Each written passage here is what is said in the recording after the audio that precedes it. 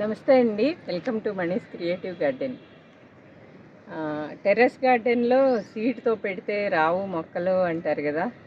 ఇది విత్తనంతో మొలిచిన మొక్కేనండి. మా మామగారు ఇచ్చారు. ఆయన గుర్తుగా పెట్టాను. పెట్టిన తర్వాత ఇది థర్డ్ ఇయర్ అండి. పైగా ఎన్ని సంవత్సరాల దాకాను కాయవు అది ఇది అంటారు కదా. ఇది థర్డ్ ఇయర్ అంతే.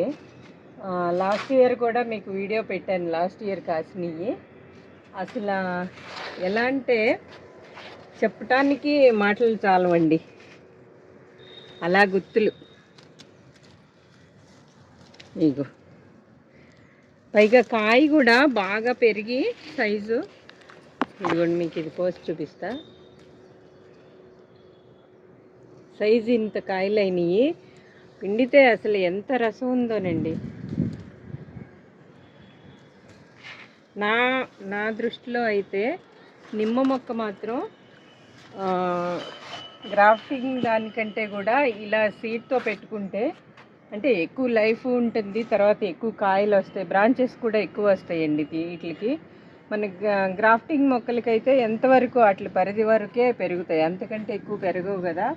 ఇది అట్లా కాదు, కొంచెం వెడల్పుగా బ్రాంచెస్ అయ్యి వచ్చేటప్పటికి ఏమవుతుందంటే మనకి ఈల్డింగ్ ఎక్కువ వస్తుంది.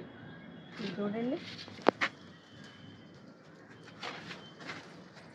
అసలు ఇక్కడ చూడండి, నాది ఇస్తే తగులుతుందేమో అసలు ఆ గెలలు. అవి చూడండి,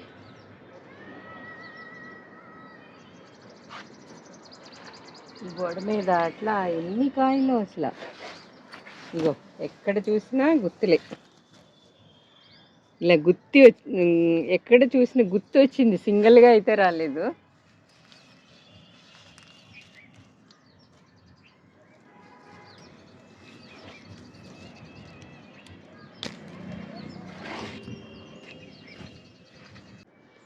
ఇవి రోజు ఒక కాయ రాలినట్టు రాలుతుందండి. అంటే అటు సైడ్కి ఉండాటిని కొయ్యటానికి అవ్వట్లేదు. సరే రాలినప్పుడు తీసుకుందాంలే అనుకుంటాం, అట్లా రాలిని తీసుకుంటా ఉంటాం. ఇది లాస్ట్ ఇయర్ అయితే లెక్క పెడితే 300 కాయలు వచ్చినాయండి ఎట్ ఏ టైము. అంత కాపు వచ్చింది.